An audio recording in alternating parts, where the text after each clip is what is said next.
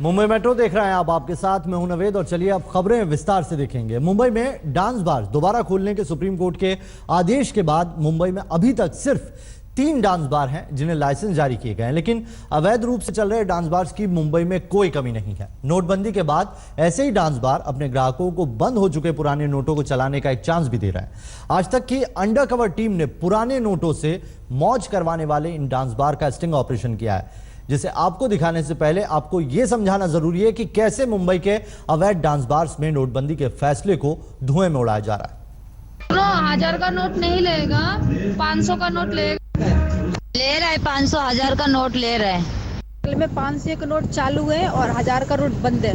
कल ही बंद, आज ही बंद हुआ है 1000 का नोट और 500 का चालू है। आ सकते तो पक्का, मुझे पता है। पूछने की क्या जरूरत है, मैं अभी ऑफिस से ही आ रही हूँ, रास्ते में हूँ। 500 का चालू है, बिंदास आ सकते हो तो। अगर 500 का चेंज मंगाओगे कि 500 के 1000 का चेंज मंगाओगे तो उसमें से 200 रुपये कट करेंगे। ऑफिस में आओगे तो चेंज ही मत मंगाना, मतलब छुट्टा मंगाओगे ना तो 500 में 100 काटते हैं, 1000 में 200 काट देंगे, तब चेंज देते हैं ऐसा, क्योंकि छुट्टा की कमी है ना। मैं पार्क साइड पे हूँ, पुराना नोट ले रहे, 500 का नोट चलता है।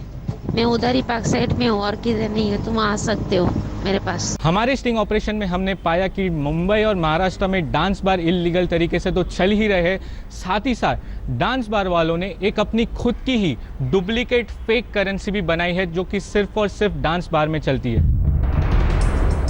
20 रुपए के ये नकली नोट एक्सक्लूसिवली मुंबई के डांस बार्स में चलन के लिए छापे गए हैं। महात्मा गांधी की फोटो के साथ छपे ये नकली नोट किसी को भी धोखा दे सकते हैं। अपने स्टिंग ऑपरेशन में हमने मुंबई के 3 डांस बार्स में चल रहे नकली नोटों के खेल का पर्दाफाश किया, जिसमें पूरे नियम कायदे का पालन करते हुए पुराने नोटों को चलाने का डांस चल रहा है। हमने जब डांस बार और वेटरों से बात की तब हमें पता चला कि डांस बार एक ऐसी जगह बन गया है जहां पे ब्लैक मनी आसानी से दी जा सकती है। यहां पर पॉलिटिशियंस, बड़े बड़े बिजनेसमैन और जो क्रिमिनल्स है वो आके 500 और 1000 की जो नोट है वो यहां पर इन लोग देते हैं। यही नहीं, जो डांस बार मालिक है वो बार गर्ल्स के अकाउंट में 2-2 लाख भी दे रहे हैं और जो 500 1000 उनके जो रोज के मिलते हैं वो ये बार गर्ल्स एक्सचेंज करा लेते हैं। खबरदार में आगे हम एक एक करके 3 डांस बार्स में आपको लेकर चलेंगे जहां पुराने नोटों को चलाने का चांस दिया जा रहा है, वो भी पूरे संगठित तरीके से। अब आप समझ गए होंगे कि कैसे मुंबई के कई डांस बार्स में पुराने नोटों को चलाने का चांस दिया जा रहा है। अगर आपको अभी भी पूरी बात समझ में नहीं आई है तो चलिए हम आपको और ज्यादा सरल भाषा में समझाते हैं।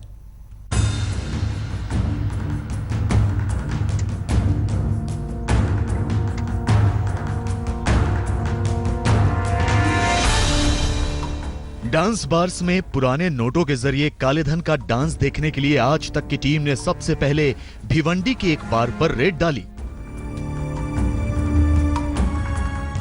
हम अभी अपनी कार पार्क कर ही रहे थे कि लवली रेस्टोरेंट बार का एक कर्मचारी हमारे पास आया, तो हमने उससे पुराने नोटों का सवाल ही पूछ लिया। भाई 500,000 चल रहा है ना? हाँ सर, इधर चल रहा है। हाँ इधर चल रहा है। 1000 का भी ना? हाँ, कोई भी चला इधर और कहीं नहीं चला। हाँ 3-4 दिन तक चलेगा इधर में। फिर हम बार के अंदर पहुंचे जहां म्यूजिक फुल वॉल्यूम में गूंज रहा है। हमारा खुफिया कैमरा सब रिकॉर्ड कर रहा था। तभी एक वेटर हमारे पास आया और हाथ मिलाया। खुफिया कैमरे में बार गर्ल्स भी खड़ी थी।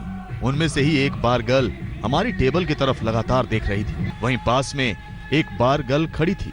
डांस करती बार गर्ल पर उड़ाने के लिए हमने वेटर को 10-10 के नोट लाने के लिए कहा, तो उसने 10-10 के नोटों की गड्डी हमारी टेबल पर लाकर रख दी। 10-10 के नोटों की गड्डी देखते ही हम हैरान रह गए। ये 10-10 के डुप्लीकेट नोट थे जिन्हें बार बालाओं पर उड़ाने के लिए डांस बार ग्राहकों को दे रहा था। नकली नोट को देखकर हम हैरान थे। हमने असली जैसे लग रहे नकली नोट को उलट पलट कर भी देखा। ये नकली नोट असली नोटबंदी का तोड़ हैं, जो डांस बार्स में धड़ल्ले से चल रहे हैं। इस दौरान एक बार गर्ल लगातार हमारी टेबल पर निगाह बनाए हुई थी। नोट टेबल पर रखे देख वो हमारे पास आई और फिर डांस करने लगी। डीजे पर करण अर्जुन फिल्म का गुपचुप गुपचुप गाना चल रहा था। हमने वेटर को बुलाया और उसे बार गर्ल पर उड़ाने के लिए नकली नोट दिए। उसने वैसा ही किया डुप्लीकेट नोटों की बरसात ने बार गर्ल को उत्साहित कर दिया। बार गर्ल पर डुप्लीकेट नोटों की बरसात हो रही थी और वहीं खड़ा एक वेटर फ्लोर पर बिखरे नोटों को बटोरने में बिजी था। सुप्रीम कोर्ट ने कुछ ही वक्त पहले मुंबई में दोबारा से डांस बार खोलने के आदेश दिए हैं। मुंबई में अभी तक सिर्फ 3 डांस बार्स को लाइसेंस मिला है, वो भी कड़े नियमों के साथ। लेकिन यहाँ हर नियम की धज्जियां उड़ रही हैं। करीब 1 घंटे के बाद हमने बिल मंगवाया। बिल करीब 3000 रुपए का था। हमने बिल की पेमेंट 500 और 1000 के पुराने नोटों में की और वहां से निकलने लगे। लेकिन बार गर्ल का डांस चालू रहा और डांस पर डुप्लीकेट नोटों की बारिश भी।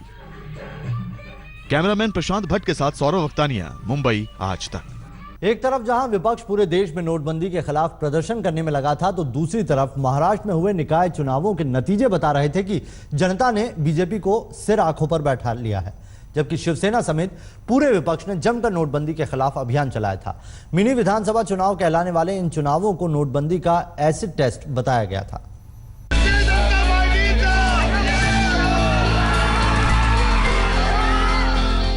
25 जिलों में फैली 147 नगर परिषद और 18 नगर पंचायत। निकाय चुनाव के पहले चरण में महाराष्ट्र का लगभग हर हिस्सा शामिल था।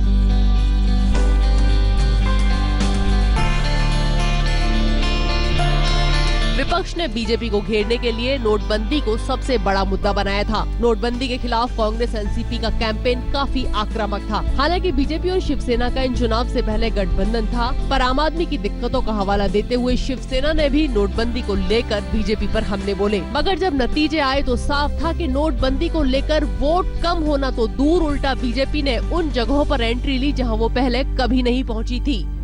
सोमवार शाम 7 बजे तक आए नतीजों के मुताबिक बीजेपी ने 53 नगर परिषदों के चेयरमैन पद पर कब्जा कर लिया था, जहां चेयरमैन का सीधा चुनाव लोगों से होता है। जबकि शिवसेना ने 23, कांग्रेस 21, एनसीपी 19 और निर्दलीय 25 जगहों पर ही अपनी पकड़ बना पाए। जहां तक नगर परिषद और नगर पंचायत चुनाव का सवाल है, वहां भी बीजेपी ने विपक्षियों को पटकनी दी। शाम 7 बजे तक आए नतीजों के मुताबिक बीजेपी 22 पर जीती, जबकि कांग्रेस को 21 पर बहुमत मिला। एनसीपी की 18 नगर परिषदों पर विजय हुई और शिवसेना के खाते में 15 नगर परिषद आई। ये नतीजे कांग्रेस के लिए काफी हैरान कर देने वाले थे। आज नोटबंदी के खिलाफ मोर्चा निकाल रहे नेताओं ने तो पहले से ही अपनी जीत पक्की भी मान ली थी। ये तो होना ही था। ऐसा है कि जो हालात देश में और राज्य में खास करके है, डिमोनेटाइजेशन से परेशानी आम आदमी बढ़ गई है। कतार में खड़े रह के 8-8 दिन पैसे नहीं मिलने के कारण 60 से भी ज़्यादा लोगों की आत्महत्या हुई है, मतलब उनकी जानें गई हैं, ये हालात है। और दूसरी ओर किसानों की जो आत्महत्या हुई है, 9000 से भी ज़्यादा आत्महत्या हुई है।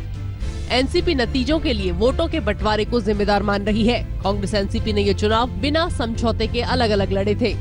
ये कहना कि भारतीय जनता पार्टी 1 नंबर पे है, कुल मिला के वोटों का प्रतिशत कम हुआ है।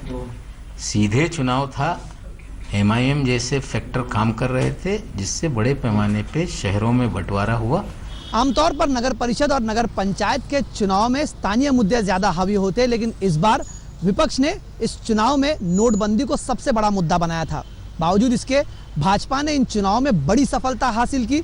इसलिए भाजपा के लिए यह महज चुनावी नतीजे नहीं है, नोटबंदी के निर्णय पर यह मतदाताओं द्वारा लगाई गई मोहर है। प्रधानमंत्री कभी कभार ही स्थानीय चुनाव के नतीजों में दिलचस्पी लेते हैं, पर चूंकि ये नतीजे नोटबंदी के समय में आए थे और एक तरह से पीएम के कदम का समर्थन करते दिख रहे थे, इसलिए पीएम ने भी ट्वीट कर महाराष्ट्र बीजेपी को बधाई दे डाली। नोटबंदी का तो पॉजिटिव ही रिफ्लेक्शन लोगों से मिला।